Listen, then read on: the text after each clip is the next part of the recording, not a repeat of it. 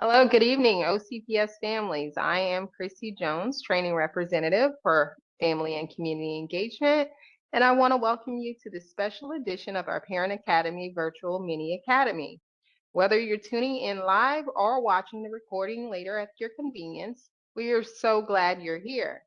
Tonight's session is only one that truly matters: college, disability services, and accommodations, what to expect. We know that the transition from high school to college can be challenging, especially for students with disabilities. Navigating this shift without the appropriate support and accommodations can make it even tougher. That's why tonight's conversation is so important. Together, we will explore common college disability services, typical accommodations, and the steps students and families can take to ensure a smooth transition. Before we dive in, let's make sure everything is working on everyone's end. If you can hear us clearly, please drop a thumbs up in the chat using the reaction feature.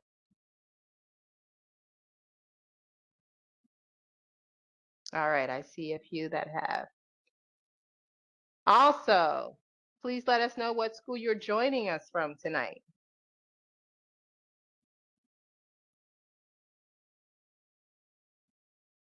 All right, I see someone from Orange County Virtual School, Ocoee High School, Boone High School. All right, if you're watching this session later, no worries.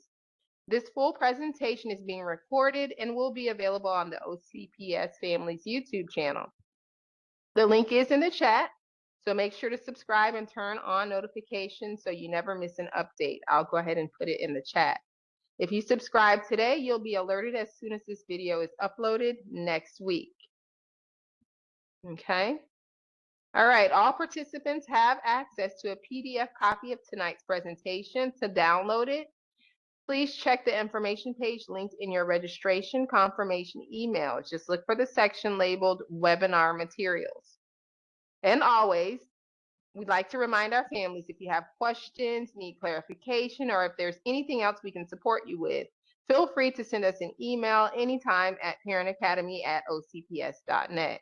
We truly value your feedback and are here to help in any way we can. With that being said, let's talk about tonight's panelists. We are honored to present this workshop in collaboration with an outstanding representative from Valencia College. We have Dr. Krista Price, Director of Students, Office for Students with Disabilities at Valencia College. Dr. Price brings a wealth of expertise in supporting students with disabilities as they enter the college environment. Tonight, she will guide us through what disability services look like at the college level, common accommodations students may receive, the documentation and intake process, key differences between high school and college expectations, and tips for families supporting students during this major transition. Her knowledge will provide families with clarity, confidence, and practical steps to help students succeed academically, socially, and independently. All right. So if you're having tonight,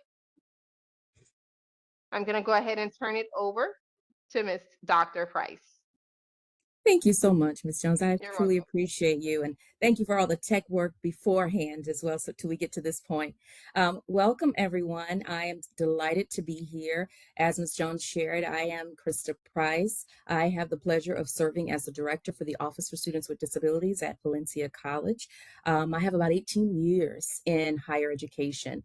Prior to that time, I served as a school psychologist and continue that work as a licensed school psychologist currently. And so I have a lot of experience working with students with disabilities from K through 12 on through higher ed. And so I'm hoping that the conversation that we have tonight affords you an opportunity to be able to learn a little bit more about the transition, get more insight in terms of what kinds of things to expect transitioning from high school to college, and then open it up for any questions you might have. So without that, without any further ado, let's talk a little bit just about kind of who we are. And again, the most important thing I think that we often talk about, or one of the things, is the law, right? The law does change once students leave high school and obtain additional accommodations in college. And so, with that, we exist based upon the Americans with Disabilities Act in Section 504. But what we like to say often is that we are fully committed to equal educational opportunities so that students with disabilities get the support that they need while in college. And so now that they're transitioning, it may look different, but the support system is still there. Okay. Now, we exist because of ADA, specifically the Americans with Disability Act. Again, ADA simply protects individuals with disabilities from discrimination and provides what we call reasonable accommodations. And so those accommodations are based upon diagnosed disability, okay, or the diagnosed condition. And so what colleges will do, including Valencia College, we look at that information. We look at what the diagnosed condition is. And then we ask the question, well, how does it impact the student? All right. And so the law says that we must do these reasonable accommodations, and how we determine that is relegated to the institutions themselves. But just know that the law does change, which is different from IDEA in the K through 12 system. Okay. Now, who do we serve? It runs the gamut. So students with any documented condition may potentially receive services at the college level. And so students who've had IEPs or 504s in grade school, that could very well serve as documentation. Okay. Individuals who may have learning disabilities, students who have medical conditions, psychological conditions. We even serve individual students that have traumatic brain injuries, students that may have had accidents and are receiving temporary services or on some type of medical treatment that is not permanent. And so we often will share with students, if you have a barrier, if you have a condition that impacts you in a classroom setting, have a conversation with the Office for Students with Disabilities, specifically if it's Valencia College, but wherever you may find yourself, whichever institution you may find yourself, there's an office that serves students with disabilities at each of those institutions. All right. Now, the important thing to understand is that students must disclose their condition. That looks very different, I understand, from the high schools, right? When students are receiving academic support in the high school setting, instructors or teachers might identify a student need and jump right in. They may go through the tier system, to determine what the need is, all right, simply because they have been observed to have difficulty, right? Now, at the college level, students have to share, they have to disclose, they need to reach out to the Office of Students with Disabilities, provide the documentation, and then have a conversation about what the need is based on that barrier, all right? Once students are registered, they can then request those accommodations, all right? Accommodation letters are granted each semester. So while students don't have to register for the service again, students do need to ensure that they request those accommodations every semester for every course they want the accommodations in, okay? College faculty will not know unless the student provides accommodation letters through the official process. I understand oftentimes because it is a transition, students may delay getting those accommodations set up. What we encourage students to do is the moment that you get admitted into college, you have that student ID number. Seek out the Office for Students with Disabilities and register for services. You can register for the services even if you do not have a course schedule, meaning you haven't registered for any classes, okay? The moment you have been identified as admitted into the college and you have an ID number, you're a student. And you're open to having all the resources and the support that every other student has, even if you don't have scheduled courses at that point. And so we tell students, get that out of the way. Go ahead and have that conversation, get yourself set up for success. And then once you register for the classes, then you can request the letters. It takes about 2 or 3 minutes. No real work behind that. I would say the biggest work is disclosing, providing that documentation, and having that intake process, which we'll talk a little bit more about in just a bit. Okay. But the biggest thing here is disclosure equals support in higher education. Okay, it's not automatic, and IEPs and 504s don't transfer. Okay, all right. We do operate with strict confidentiality, okay, by way of FERPA, which is the Family Educational Rights and Privacy Act. Okay, FERPA requires that all documentation provided be confidential. All right. That means no information, no academic records, all right, can be released without the written consent of the student. All right. And that means our parents as well. And so we know that you have fully committed to ensuring the needs of your student, child.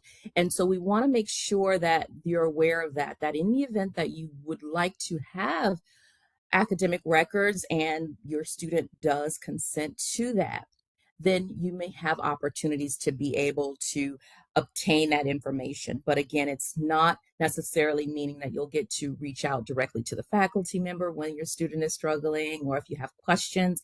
The student is still the point of contact, okay? And that may look very different in college as opposed to the experience that students have and the access you might have to instructors and teachers at the K through 12 level.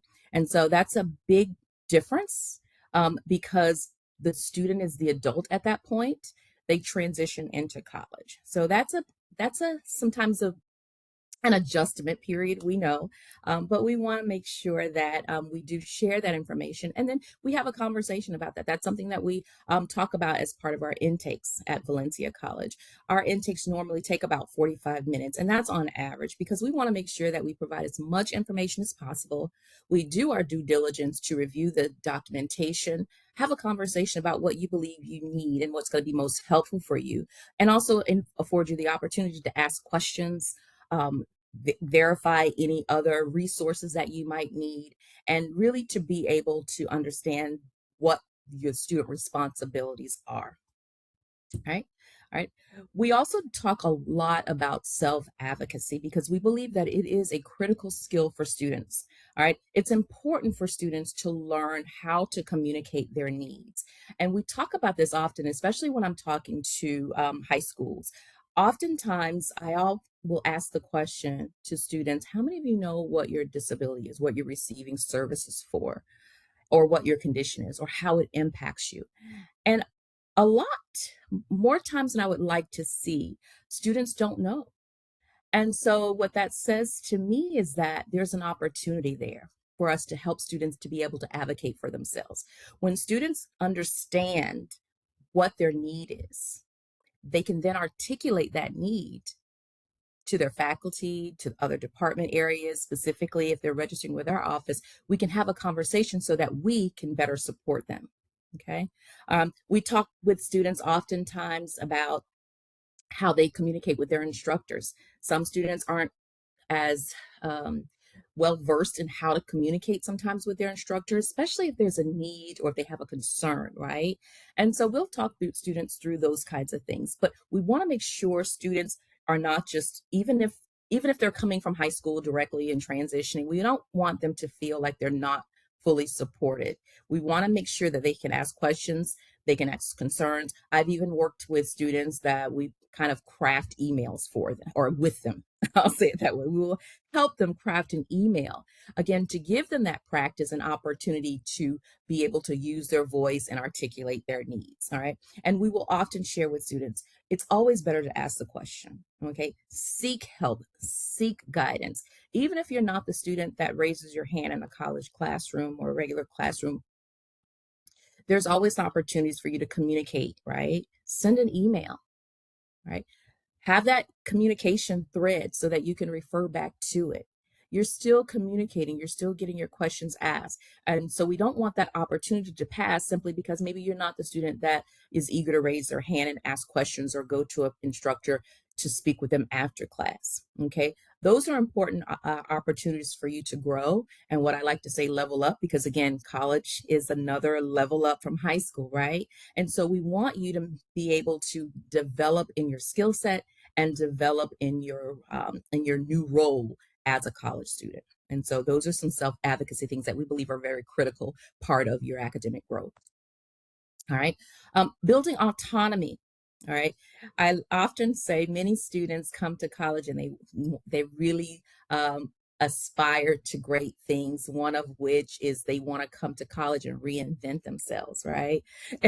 And that while that's great, there's also some responsibilities that come along with that. And so part of being a college student means an increased level of responsibility. All right. So while in high school students know exactly what they're going to be taking every semester, right? Every school year. You're going to take your standard English, math, sciences, that kind of thing, right? Well, in college, you determine your schedule. Okay. So, of course, you'll determine, okay, I want to major in psychology. And so, what the college does, we put together what we call meta majors. And then we have a catalog that tells you all the courses that you can take to obtain that degree, right? Then what you do is with your academic advisor, what we call success coaches, you will then determine each semester what classes you want to take that go towards that degree. Okay. But you already know all the courses that are going to be required to get those 60 credit hours for your psychology degree, or AA, I should say. Okay. Or AS. And we can talk a little bit about that a little bit later if you would like. But just understanding that you're choosing what time you want to take your classes, what classes you're going to take, if you want to take them in person, if you want to take them online, or a hybrid version, which is maybe one day in person and then everything else is remote, okay, or online. All right. So there's a number of different ways that you can choose in selecting your courses. All right. Another thing that is the student's responsibility at the college level is requesting those letters of accommodations. We often get students that will register with our office, but then never request their letters of accommodations. They think, oh, I got it. I don't need it for this course. Some students, they'll come and register for classes and say, well, I only need it for my chemistry course. I'm good with my history and my English courses. I don't need it. Totally fine. While students may be eligible when they complete the intake for certain accommodations, students have the autonomy to pick and choose how they want to use the accommodations that they're eligible for and when they want to use them, which is why they have to request those accommodations every single semester. If students do not request their letters of accommodations, the instructors will not know to provide those accommodations. And so that is a responsibility of the student to ensure, well, while they register for the class, for the services, they also then need to request the letters of accommodations. I often say to students, think of it like this. Every semester you get a new course schedule, meaning you have new classes, you have new instructors. Pair that with the fact that you also need to provide individual letters to those instructors at that same time. Okay. Right. We also remind students that there's a number of campus resources available to them to help them toward their academic success. Advising is a big piece. We encourage students to meet with their academic advisors every single semester. And I know sometimes that may feel like a lot, but I promise you that is additional support that you have as a student. God forbid if anything happens, maybe you have an off semester, or maybe some of the actual catalog changes and updates. You think that you're about to graduate, and then you realize at the semester that you think you're going to graduate, oh, I need this other class because you were not meeting regularly with your academic advisor. You may have missed that. And so, again, tap into your resources. Tutoring is another resource. We have free tutoring on campus. On all of our campuses, the college is committed to providing great support to students. And so, again, whether it's Valencia College or any other institution, these are campus resources that are available to students regardless of the institution that you choose. Another key resource for students is counseling. All right. At Valencia College, students get 16 sessions of free counseling. Okay. That's academic counseling. And if there's a need for more mental health concerns, or where the counselor feels as though that they need to refer out, we have a great partnership with Baycare that we provide ongoing services. And that's in addition to the 16 academic sessions that you would get every semester. Again, tapping into your resources is part of it's in part about owning your responsibility as a student, and using those resources is a big part of that. But making sure that you're asking questions and following up, whether it be in the classroom or speaking with your advisor or speaking with our office, making sure that you're clear, you have clarity when it comes to what those next steps may be, right? And again, checking emails for communications is a big student responsibility. The college communicates with students using their college email, and it's not the personal email. And so that'll be different. I will tell students all the time, if you're really set on using your personal email, just link your college email. That way you're not missing any important information. Everything goes out through your personal, excuse me, not through your personal email, but through your campus email, your college email, whether it be any type of campus alerts, whether it be communicating with your faculty member, any general messages that goes out from the college, from our communications team. All of that is going to be going to your campus email. And so part of the responsibility that students have to understand is that not checking the email doesn't mean that the email message wasn't sent. And so we want to make sure that you're receiving all those important communications. So that's a big one. And that's something that we share even when we're going through the intake process with students. We want to make sure that they're understanding these other responsibilities that may not always pertain specifically to the work that we do in our office, but just reminding students of the responsibilities as a college student. And so we will reiterate some of these things that that students will have the experience of engaging with. Okay. All right.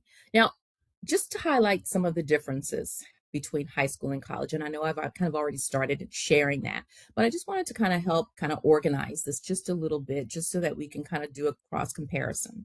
Okay, so when we talk about some of the documentation differences, all right, I did mention earlier that students do need documentation to register for services. That documentation could be anything from the IEP or 504 if you currently have one. Okay. It could include a letter from your medical doctor of a diagnosing condition. It could be a learning battery from the psychologist or psychiatrist. Okay. So the documentation just indicates what the diagnosed condition is, and importantly, how it impacts you, because the clinician is the one that knows how that condition impacts you, given the conversation, the diagnosis that they provided. Okay, so that actually is very important information if you have nothing else. All right, and so again, we don't require documentation that um, is, or we can't necessarily use documentation that doesn't have that information in it. When we don't provide that at the college level, so you're free to obtain that information. We don't require that it has to be with a particular physician, but what we do want you to consider is depending on the diagnosed condition. So if your medical doctor is diagnosing a condition, it needs to be a condition that they can actually diagnose. So your primary care physician, unfortunately, would not be able to diagnose a learning disability, because that would require a series of battery of tests that include IQ, processing, intellectual assessments, and things of that nature, which usually takes about 3 hours or so, right? But they could very well diagnose with diabetes. They could diagnose other medical conditions. And conversely, the psychologist is not going to be able to diagnose diabetes, right? So it would need to come from a physician that can diagnose that condition. Okay.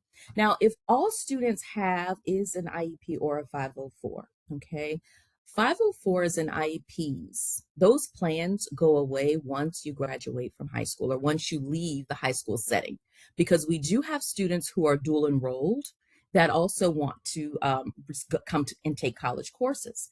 However, just even though they are dual enrolled, the laws change simply because they're taking college courses. And so the IEP may be in place at the high school.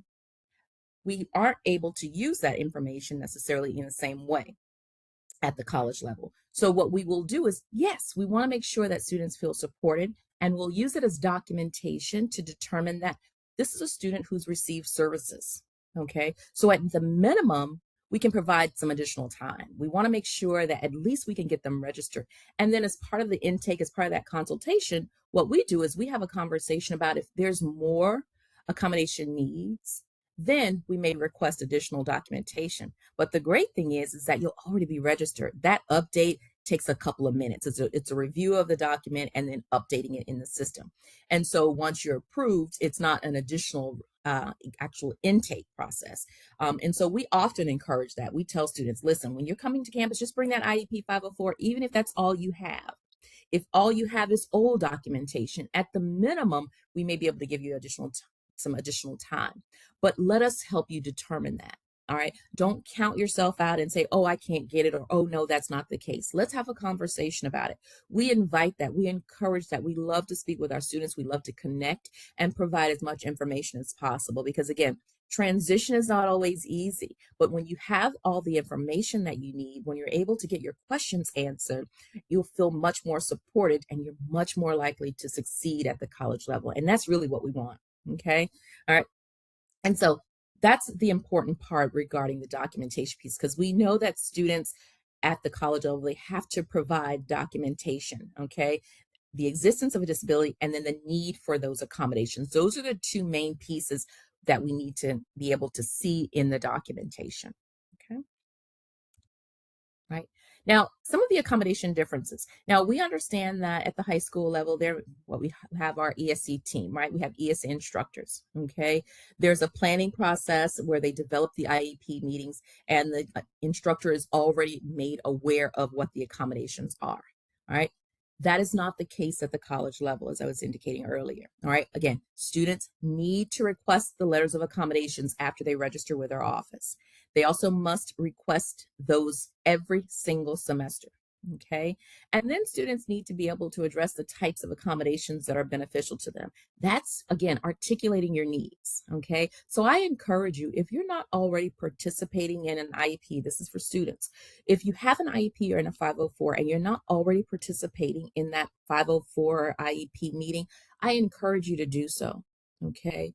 I know we have great advocates and our parents and our caregivers are right there helping us walking hand in hand through this process. But it's important because this process involves you as the student.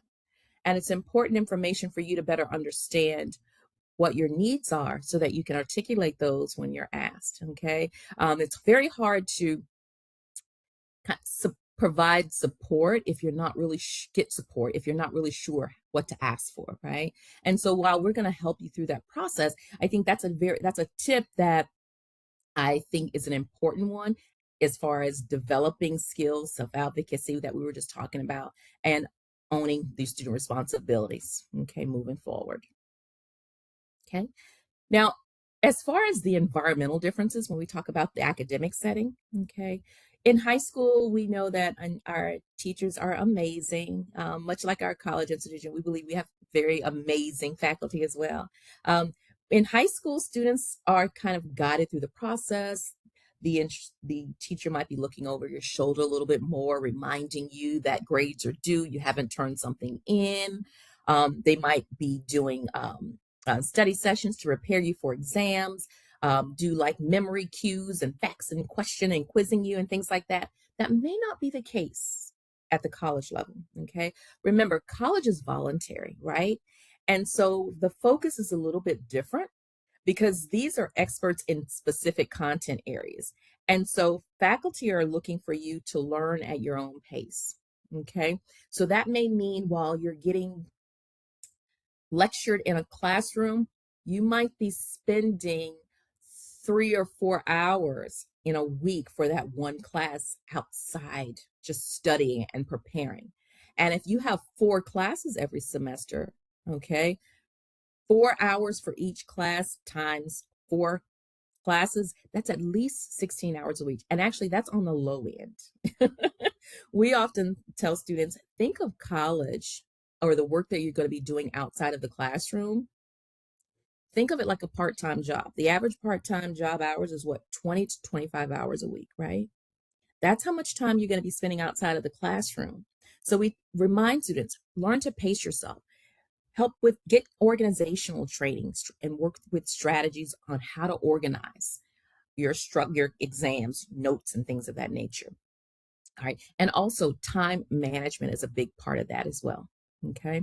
All right. Instructors also rarely suggest ways to learn material. Again, they're so focused on the content, but that does not mean that you're not going to be able to ask questions, that they won't be available to you. Okay. That just means that that may not be the top focus, wherein teachers at the K through 12 level, they'll see that you're struggling and then they kind of go to you, or that you're working in small groups and things like that. The environment at the college level is very different, but you can ask questions, you can gain insight, you can meet with your faculty member during their office hours. Again, we encourage that. We just want you to know that the setup may be a little bit differently, but you'll still have those opportunities. So I would be remiss if I didn't share that piece. All right. We also provide support with communication skills, as I alluded to before, because that is a very important part. We encourage students to communicate with their faculty as much as possible. I often, when I was teaching, I would often share with students, faculty members like to know who their students are. And even if the class is large, find a way for you to connect with your faculty, your professor, right? Send them an email, right? Introduce yourself. Say hi, I'm Josh. I want to make sure that I'm successful in this classroom this semester. I'm really excited about taking the course and learning information. Are there any tips that you can provide?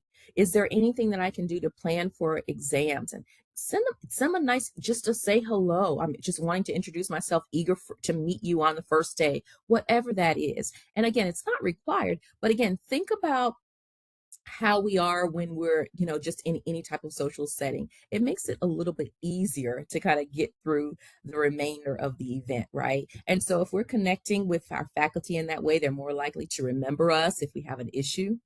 They're more likely to, reach out and ask for, support, if you need support. And so you want to make sure that you make that connection, and that your first connection with your faculty is not when you're struggling or you have concerns. Okay. All right. Now, when we talk about the accommodations, instructors, once students request their letters of accommodations, okay, instructors are provided what we call a letter of accommodation. Okay. That letter of accommodation includes all of the eligible accommodations you have been approved for as part of the intake process. All right. And you will know that as part of the intake process. Okay. But we want to make sure now that that is shared with the faculty, right? Your instructors, based on the courses that you want the accommodations in. Now, those accommodations can be anything that runs the gamut. Okay. And again, this is not an all-inclusive list, but just to give you an idea. All right. We're talking about additional time on exams and quizzes. Okay. We often will have students that receive alternative testing site. So if they want or need a distraction-free reduced room, okay, that is an accommodation that we will often provide. Some students, we've had students that maybe if they have a visual impairment, they may need a reader. Okay, we have digital readers, and as well as from time to time where there may be a need for human readers. Okay, changing of test formats. Okay, because we have students that use screen readers as an example. Screen reader users may need an alternate test format. Okay, we also have note takers. Now we use a device called Messenger Pigeon. And so Messenger Pigeon is a way for students to record and take notes. It transcribes the notes. So while it's not a human note taker, it is a note-taking system. And it's, again, just tapping into our resources and technology, which you, once you're registered with our office, would have full access to. None of our services are at a cost to students. Okay. All right. Students also might have a need for recording lectures.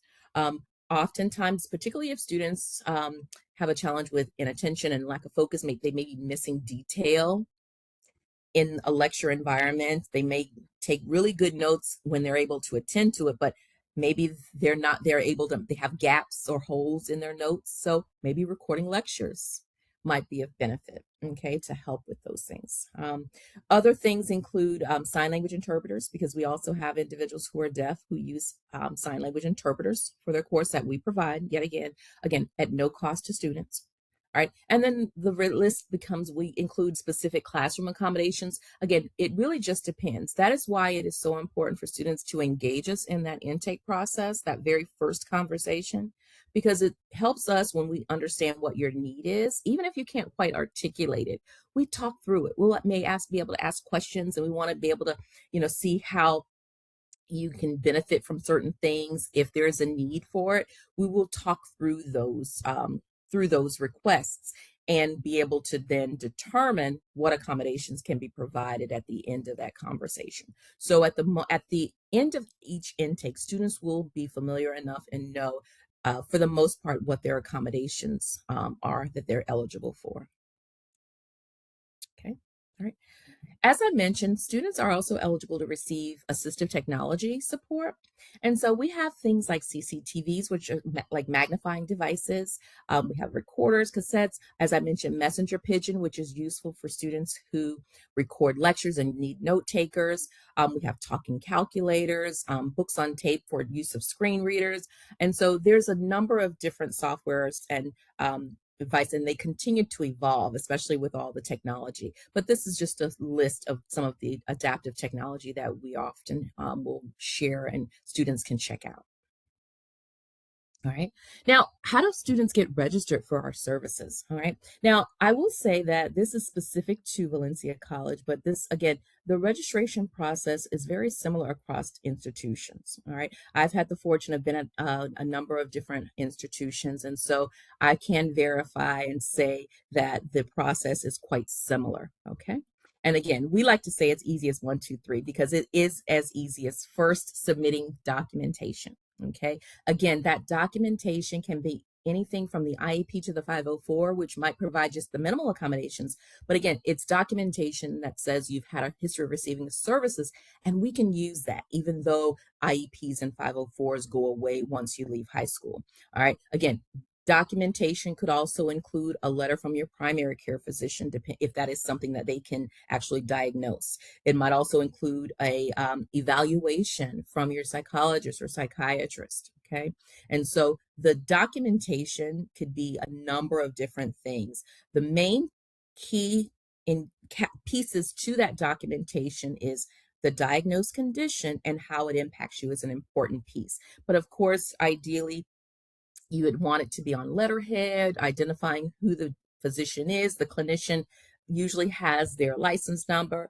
Our website is comprehensive and actually provides documentation guidelines. And I will say most institutions have a very similar platform where they will include guidelines for the documentation. And documentation, accommodation processes, all those things may look very different from institution to institution. So I would encourage you to reach out to the college of your choice to make sure that you're following their processes. But again, generally speaking, much of what we're sharing this evening is actually the general steps for most institutions. Okay. All right.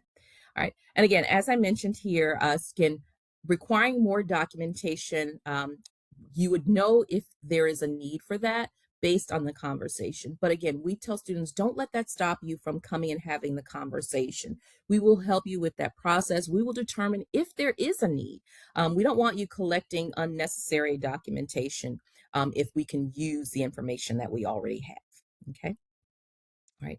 The second step is to schedule an intake appointment. So once you obtain the documentation, and so I encourage you, if you're in 10th, 11th, 12th grade, start participating in those IEPs and 504 meetings, right? But also make sure when you graduate that you leave with some documentation that you can share with the college of your choice, right? So if all you have is an IEP or a 504, make sure you leave high school with a copy of that, whether it be a physical copy or a digital copy. All right, so that you can share that with the institution. Okay, of course, you can also get that from your primary care psychologist if you have some updated information that you think would be more helpful and provide more detail in terms of what your needs are. Okay, but once you get that documentation, schedule that appointment. Call the office, reach out, email, connect, and make sure you get an appointment. Do plan for about 45 minutes to an hour just to make sure that you have all the information you need. You can ask questions, you understand what the student responsibilities are, and you're not rushed through the process. We want to make this a seamless process. We want to make this easy, but we also want to make sure that you walk away understanding what the process, or excuse me, what the process is going to look like moving forward, next steps, things that you need to do semester to semester. Okay. And then, of course, know that we're a resource, right? So feel supported in those areas, in all those areas. Okay. And then the last thing is once you complete the intake Now you get to use your accommodations. All right. So at that point is when we actually have you request your letters of accommodation. And that's it. That's the 1, 2, 3, all right, of registering for services. Okay. So we encourage students to be able to do that, which is why we want to make it a seamless process. Okay. All right. So just some tips for student success. Okay. I often share this with our high school students that come and do the tours on campus. All right. If nothing else, okay, consider these things. Okay. Be sure you learn to advocate for yourself. Now, we're going to help you with that. Okay. If you struggle with that, if that's something that you can improve upon, we want to make sure that you feel confident and comfortable talking about what your needs are. So learn how to advocate for yourself. And parents, I know that you're helping and doing these, having these conversations also, but we encourage that too, for you to have those additional conversations with your child. Okay, your student, I say. Okay. And then learn about your diagnosis and what you need. Okay. Why is that important? Because it's going to help inform others what you need when you can better inform them what your needs are. Right. Know your support system. I identified a lot of different resources on campus, but remember I talked about connecting with different people, whether it be your student academic advisor. Again, students that register with our office often find that we're kind of like, or see us as the one-stop shop, even if we're not directly related to those things. We will make sure that you get the guidance that you need and get you going in the direction where you need to be. All right. So again, know your support system. Your faculty has a great support system as well, but it's important that you connect with them so that they know how to support you. Right. Right. And then consider what you can handle. Oftentimes, we don't have this discussion enough, but students will come to college thinking, oh, I need to register for 5, 6 classes because that's what you took in high school. Okay. But understanding the course load in college is a lot more rigorous than what you might have experienced in K through 12. And so 7 classes or 6 classes in high school don't equate to 6, 7 classes in college. I mean, if you're taking 3 and 4 classes, you're considered full time. Okay, because that's a lot. Because again, if you think about it, for each class that you're taking, all right, you're talking about at least 4 or 5 hours outside of the class itself to study, prep for exams, do papers, complete other assignments. And so, again, if you're working part time, that's essentially a part time job on top of, right, going to class. And so we want to make sure that you're mindful of managing your course load and not taking too many classes. That's also the benefit of making sure that you're connecting with your primary care advisors, your student success coaches, advisors. They're called different things at different institutions, but we often remind students that's an integral part of the success journey. Right? Talk to faculty, as I mentioned. Again, if it's communicating verbally in class, raising your hands, asking questions, or simply just sending emails, all right, and communicating with your faculty member, make sure you're making that connection. Okay. And then ask questions in class. Again, if you're not able to ask those questions in class, if you're not that student who likes to raise your hand and ask questions openly, take some notes. All right. Write your questions down and then send your instructor an email after class. That way you can still get your questions answered, right? Very important, all right? It's always better to ask the question and have the information than assume or not have a response, because if you're studying and then you review that information in your notes, and it's not the same, you're not going to be able to be as successful potentially as you would like. So we want to make sure that you're asking all the right questions, right? Now, I've included some information because we're talking about transition, right? And all these things are very student specific, right? But what we want parents to know is that we understand that this is a transition for you too. All right. This shift to college brings a lot of big changes for everybody. You have been so integral in your child's education up to this point.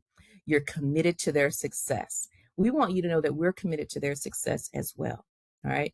but your student is going to be now the primary point of contact. Okay, so we want to make sure that if you would like to be more engaged, more a part of that conversation, to complete that FERPA form. Okay, now there will still be some limitations in terms of what information you can glean. You won't be able to necessarily reach out to the faculty member directly. All right, but we join you to be partners in this conversation. So if you're coming in to register in our office, for example, and you want to be part, all your child has to say is, Mom, come with me. Let's talk together. I want you to help me talk me through this conversation. Dad, whoever, let's have the conversation as a team, which is what I like to say, because we want you to know that you're still part of this journey as well. And so, again, if the student invites you into this conversation, we want to make sure that you understand that this is a transition for you as well. And we often will do have our little parent conversations, just so that even if it's just simply just mediating some of the concerns and quelling some of the anxiety, because it's new, it's different, right? You're letting your babies kind of out of the nest, so to speak, coming out of high school, right? Something else is that professors won't, again, be able to communicate directly with you, but again, we can talk through ways about how we can partner to still get the best out of our students and support them. All right. Um, and again, I did mention the FERPA release is something that your student will have to have used to sign if you would like to be able to have access to that information. Okay. All right. Now, some parent supports. Okay. All right. Encourage your student to speak for themselves. And again, going back to that building autonomy and helping with self advocacy, having those conversations, I believe in practice makes perfect. Again, if you're a sports fan, again, you only get better when you're practicing your craft, right? So having those conversations, speaking it out, um, practicing role scenarios, things like that are very helpful. All right. And then normalize asking for help. It is okay.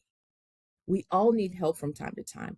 I will often say, too, there's no shame in needing help. The only shame is knowing that we need help and not asking for it. Okay. But that's exactly why we're here. That's what we do. That's how we enjoy, that's how we choose to serve students. And that's where we get our greatest level of enjoyment, when we're able to support others. Right.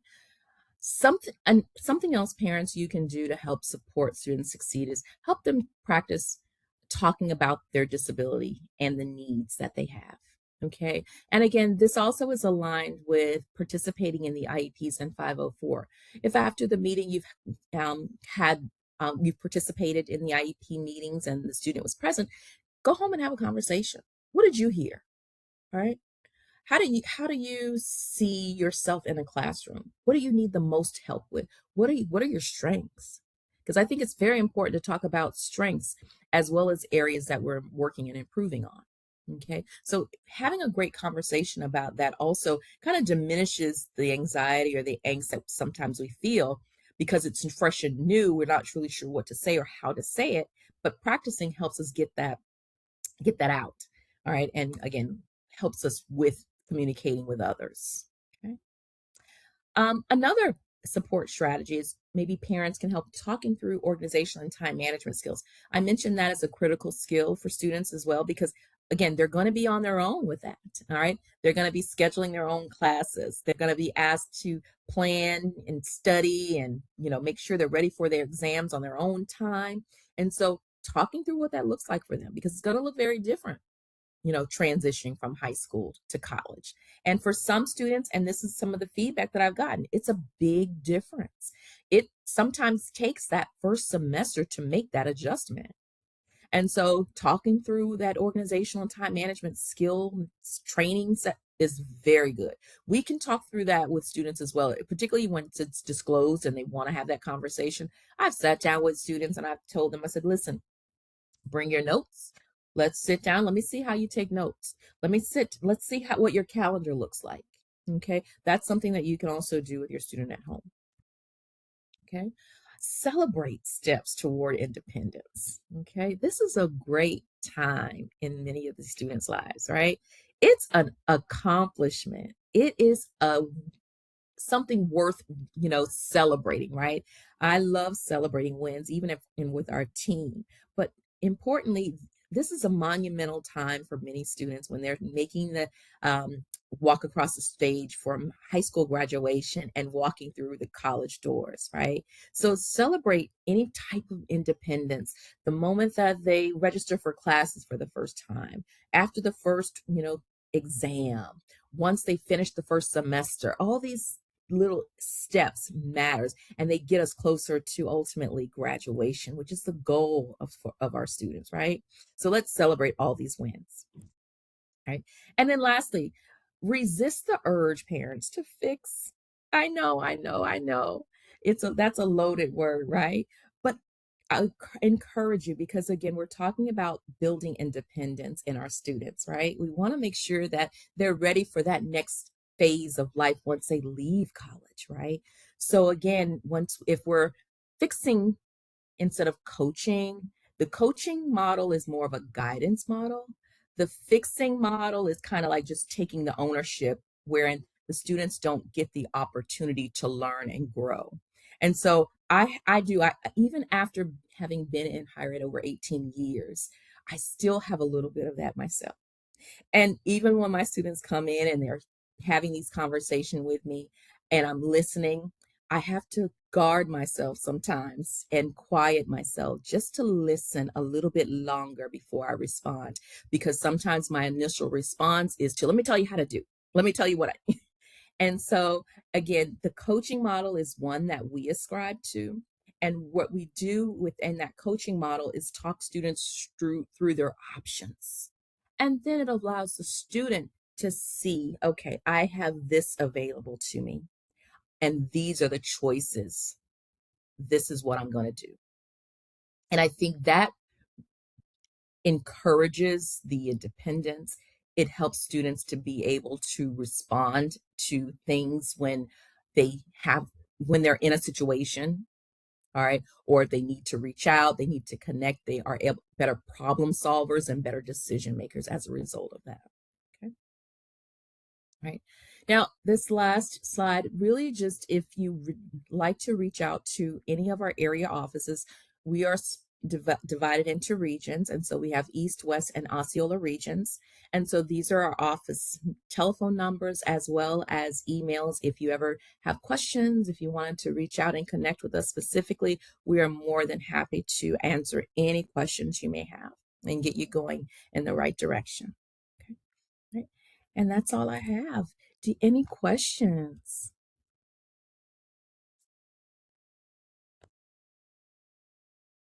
I'll actually come off and stop sharing.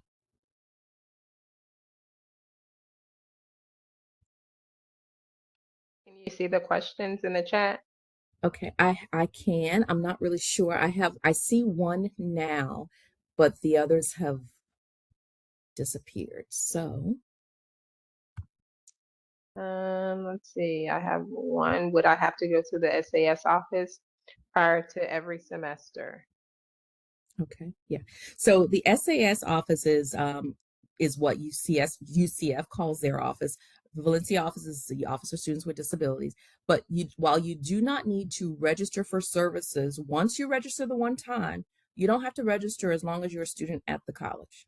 The only thing you would need to do is request your letters of accommodations every semester for every class you want accommodations in. Does that answer that question? I think so. Wonderful, Yes. wonderful, Okay. wonderful. All right. Next question. Does Valencia require basic skills testing before students take college level English and math? If so, is there any accommodation such as extended time? So students, depending on the graduation requirements, some students may elect to take the PERT, which is our placement exam, and the PERT is untimed. So students will not necessarily need accommodation or receive accommodations for PERT. They have unlimited time on that PERT. Okay. Thank you for answering Yeah, that question. I absolutely. don't see any other questions in the chat. You're We'll more give than it a welcome, everyone. Thank you. Thank you. Thank you. I hope it's been helpful. But again, this is just a conversation or a start to the conversation. I look forward to many more conversations or an extension of this. If you ever need any support or guidance, and Valencia can provide you that support, we're more than happy to help. Okay. All right. Well, thank you so much. If you're here tonight and found this information helpful for your student, your family, or even a friend, we would love to invite you to our next in-person Parent Academy event. It's Saturday, April 18th at 10 a.m. to 1 p.m. at Glen Ridge Middle School. This is the ESE Transition Fair. It's open to all K-12 students and their families. We are preparing a morning filled with valuable information, resources. There's going to be community partners as well. Please come and join us, and I will enter in the link. All right, walk-ins are welcome. Also, to explore more about the Parent Academy events, please make sure you visit the OCPS website under Parent Academies and Trainings. And again, we'd like to thank Dr. Krista Price for joining us tonight. You want to say And Chrissy, don't you? yes, I do. Dr. Krista Price, we thank you so much for joining us tonight. And you I all have a appreciate wonderful you. evening. Thank you for joining us on our WebEx. Good Thank you night. so much. Take care. You're Have a welcome. great one. You too.